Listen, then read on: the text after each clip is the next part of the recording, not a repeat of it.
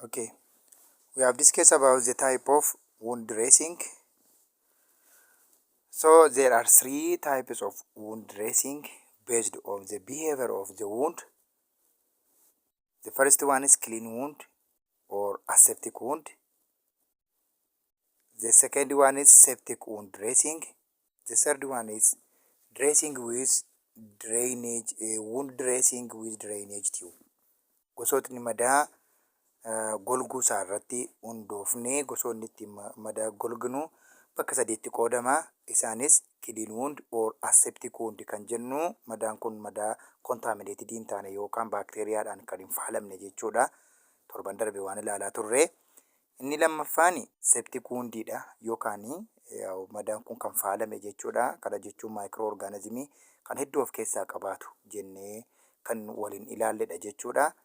The other is wound dressing with drainage tube. Jechuun madaan kuni woundidha. Septicis ta'uu danda'a, asepticis ta'uu danda'a, but it has a drainage tube. Tuubii qaba jechaadha. Drainage tube jechuun tuubii drainage yookaan fluidiin qaama nama sanaa keessaa karaa madaa'e sanaa kan ittiin ba'u gara bakkeetti tuubii of keessaa qaba jechuudha. So isaan kana bifa kamiitiin qulqulleessuu dandeenya, bifa kamiin immoo golguu dandeenya kan jedhudha jechuudha. The first one is dressing clean wound or aseptic wound. So the objective of this chapter is, or this title is, at the end of this lesson or this chapter, the learners will be able to define the dressing clean wound. That means the learners must know about the dressing of a clean wound.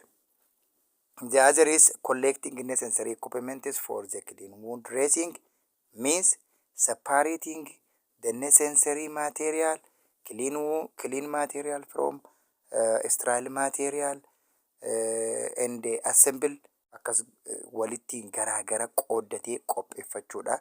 So inni kun qormaata keenya irratti yookaan madaallii keenyaaf isa ga'ee guddaa qabudha jechuudha. Maateriyaaliin keenya bakka lamatti qoodama. Isaanis istiraayiliidhaatii fi kiliiniidha jechuudha. Akkuma yeroo darbe jenne istiraayiliin paakd ta'eetu kan inni qophaa'u. Kiliiniin immoo maal ta'eetu bakkeematti battanameetu. Isaan kun eenyu fa'ii? So peejii sattaanutti ilaalaa deemnaa jechaadha. So the other is learners will be able to identify the purpose of the clean wound dressing. Why we dress the wound? Why we cleaning? Why we dressing the wound? What the advantage? So ishee kana adda baafachuu qabachuudha. Maaliif kan qulqulleessinu? Maaliif kan madaa kana golginu?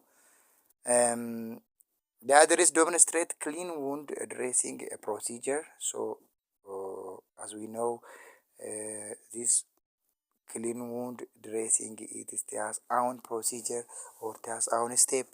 Steepoota isaanii kana tokko isaanii beekuutu nurra jiraata jechuudha. So learneriin keenya yookaan leenji'aan keenya kana beekuu qaba jechuudha. The other is a definition of clean wound dressing. What it mean clean wound? Clean wound means aseptic wound. So aseptic wound is need aseptic technique. So generally clean wound is the aseptic wound and which has no microorganism, and he need aseptic technique of the covering clean wound after the cleaning. So as we know, clean wound is need aseptic technique. That means aseptic wound is need aseptic technique. Septic wound need septic technique. Aseptic wound is need aseptic technique means the method of cleaning wound or aseptic wound is inner to outer. So inner to outer idha. Inni kun keessaa gara bakkeetti kan nuti miicinu kun immoo aseptic technique idha jechuudha. So the purpose of this clean wound dressing is to keep the wound clean. Madaan kun qulqullummaa isaa eeggatee akka taa'uuf yookaan qulqullummaa isaa akka eegamuuf kana jechuun akka inni free from any microorganism irraa kan ta'u gochuudha jechuudha. The other is to prevent the wound from injury and the contamination. Maalirraa ittisuu fi madaa'uu babal'isuu madaa sana kan babal'isu injurii kan itti ta'u sanaa fi akkasumas faalamarraa bilisa gochuudhaatiif golgina. To keep the position of the drug applied locally. If the drug is prescribed or ordered, we have to apply the drug on the wound. So that wound is must be keep on that wound. Kanaafuu irratti eegamuutu qabaa jechaadha. So isa kanas irratti eeguun nurra jiraata jechuudha. The other is to keep the edge of the wound together by the mobilization. Inni nuti irratti golginu sun used as immobilization. Akka inni totochoone edge of woundiin sun yookaan caafiiwwan iskiiniin cite suni akka inni totocho'ee hin babal'annee fi achumatti support godhee qaba jechuudha. To enhance the wound healing and to relieve the pain and the comfort for patient. Pain hir'isuudhaatiif enhancement or the achievement of the healing sanaatiif enhancement means achievement of the wound healing sana argachuuf relief painidhaatii fi dhukkubbii hir'isuu fi akkasumas comfort for patient. Patientii keenyaaf michooti akka qabaatuuf jechuudha.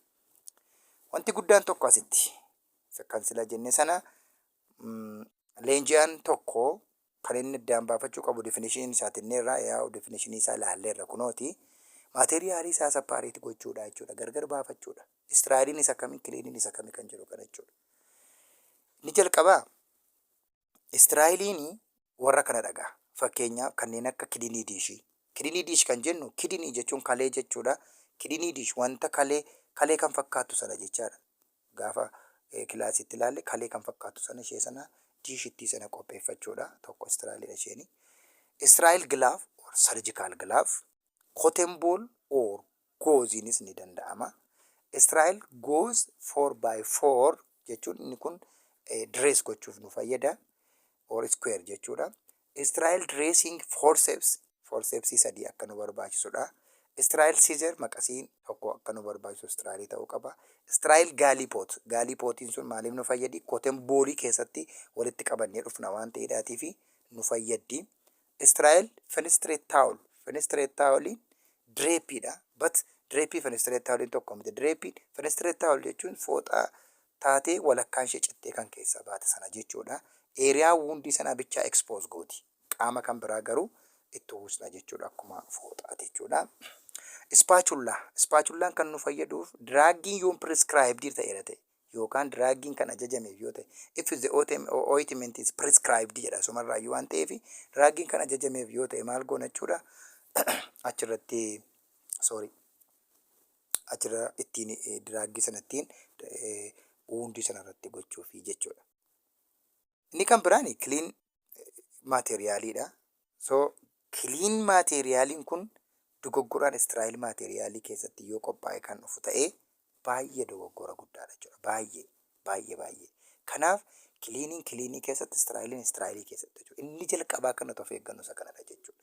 So clean glove or disposable glove. Clean solution. Solution is based on the type or the behavior of that wound. For example, for clean wound, normal saline is the best solution for cleaning. For aseptic wound or for contaminated wound, hydrogen peroxide is the best solution. Kanafi, the solution is based on the type of or the behavior of that wound. Kanadha jechuudha akkaataa kanatti qopheeffannaa. Adhesive tape or plaster, rubber and cotton sheet or rubber and draw sheet, surgical blade.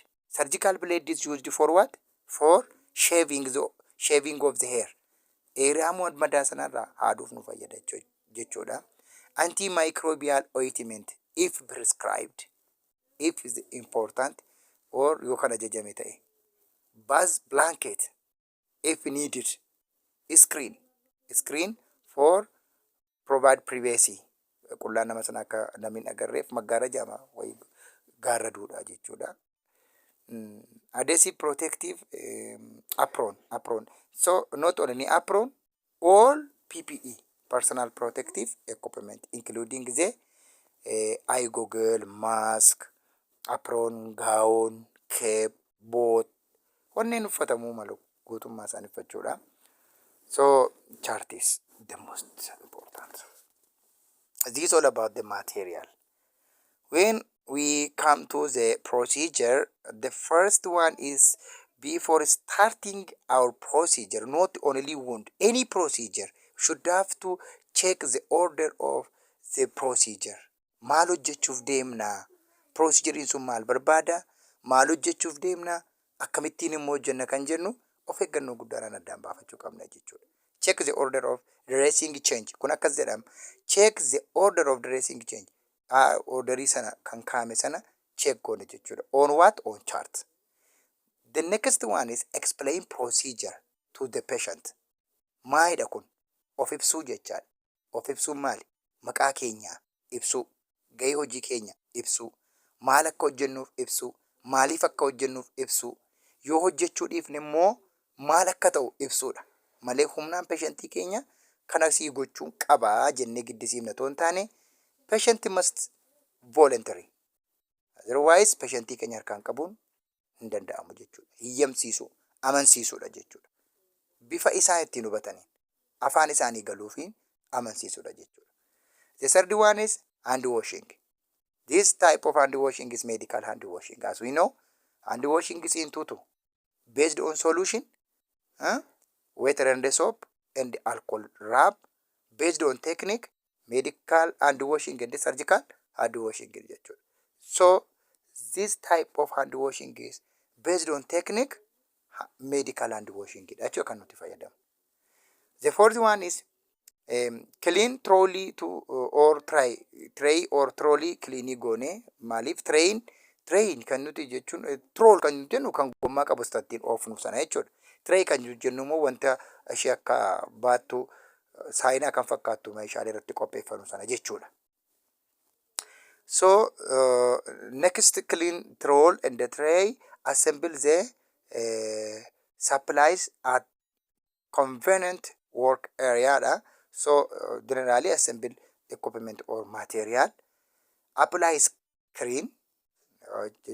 Keep provide privacy of the patient, including closed door, window, screen yoo jiraate gochuu jechuudha.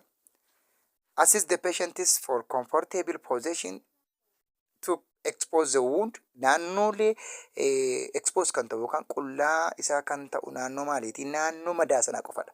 Naannoo madaa sanaa qofaa ta'uu qaba jechaadha. Yeroo kana goonu immoo positionii patientii keenya comfort gochuu qabna. Patientii keenya akka itti tolutti sirreessuu qabna jechuudha. Saddeettaffaa irratti please rubber and cotton sheet under the patient, especially at the site of the wound. Jala keenya jechuudha. Because of what? Rubber and cotton sheet maaliif nu fayyada?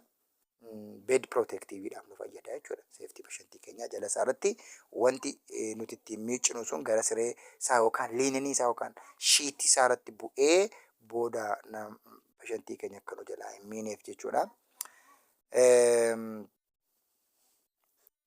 Please open the carved plastic bag near the work area. Loose the tape on dressing. If the tape is solid, then glove. Egaa naannoo sana gaa maal goona irraa baasuu yaalla jechuudha. Gaa kanneen dressingii sana kan inni dress ta'e sana loose goonee gadhiisisuu yaalla. Yoo solid asitti kan jedhu solid means contaminated jechuudha afaan medikaalaatiin. Solid jechuun contaminated jechuudha. Contaminated yoo ta'e den glove jedha. Den jechuun wear jechuudha. Uffachuu jechuudha. Gilaavii keenya uffanneetu fayyadamna jechuudha. Wear protective apron or mask, any PPE, just we should have to then. Isa kana uffachuutu nurra jiraata. Then sterile glove jechuun gilaavii masa ammaati jechuudha. Kun wanneen PPE ma jennee qabachuu dandeenya amma 12tti. Isaan kana jechuu dandeenya. Gently remove and discard the old tape. Old tape means adhesive tape means plastery. Old plaster isa jalqabaa sana irraa kaasnee immediately discard gochuu qabna jechuudha. And solid dressing is a plastic trash bag. Infection prevention keessatti barataniitu yoo ta'e iddoo kunillee kan keessatti gatamu yellowdha jechuudha.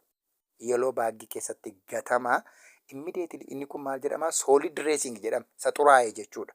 isa irra namichicha irratti ashagamee duraan jiru sana irraa maal goona irraa fuuneetu gannaa jechuudha. Roll in the left and edge of the dressing, then gently remove it while supporting the surrounding skin. When possible, remove dressing in the direction of the hair growth. Fakkeenyaaf pilaastariin gaafa nama qabattu luuccee garatti rifeensitti luuccee jirutti asii gadi baama. Achi ol faallaasaan baama. Kallattii rifeensi irratti luuccee irratti baasna jechuudha. If the dressing is the sticks to the wound, moisten with sterile normal saline and then remove. Yoo kan inni gadhiisuu hin danda'u yoo ta'a ta'e yookaan pilaastariin sun gadhiisuu hin danda'u ta'e kan direesingiin inni irra jiru sun madaansaa inni duraan itti godhamee jiru sun hin gadhiisu yoo ta'e maal goonaa normaal salaayinitti nannee laaffisneetu irraa baasna jechuudha. Peeshantii keenya badaa dhukkubsuun nurra hin jiraatu waan ta'eef jechuudha. Sterile saline provides the easy remove of dressing access amount and the type and the order of the draining if the present. Sterile saline providing for easier remove of dressing yaw jenneerra assess the amount type and the order order of the draining of present. Madaa sana maal goona gaa'essa erga irraa baafnee booda ammaawuntii isaan laalla, taayippii isaan laalla, ooyidarii isaan laalla, baaddoo ooyidarii qaba moo hin qabu kan jedhu. So totally just we have to identify the behavior of that wound.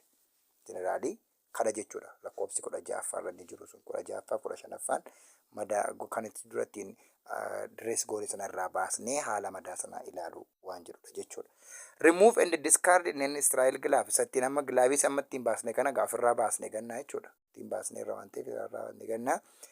Using the aseptic technique opens the package of sterile instruments. Kana jechuun teekiniika ittiin bannu practical irratti akka ilaalletti tooftaa ittiin bannu sana sterile ta'ee isa paak ta'ee dhufe sana maal gochuu qabna suuta jennee of eeggannoodhaan banuu qabna jechuudha. Then pure cleaning solution to gallipot goes and the cotton from the drum. Kana irratti wantoota gashanna jechuudha. Waan akkamiifaa gashanna solutionii kan galchuu mallu gashanna, gooziin gashanna, kotaniin gashanna, pilaastarii keenya kunnee qopheeffannaa otoo Israa'el gilaabiin uffatini. Then wantoota harka keenyaan goonu kan erga qopheeffannee booda den Israa'el gilaabii godhachuudha. Erga Israa'elii keenya goone booda apply fenestrate towel to wound to increase the Israa'el field. Then Israa'el field keenya irraa gilaabii keenya uffannee fenestrate towel keenya maal goona iddoo madaa sanarra buusnaa jechuudha. Okay. Lakkoofsa 22ffaarraa kaasnee isa itti aanu itti fufnaa. Kana waan dhaggeeffattaniif galatoomaa. Thank you.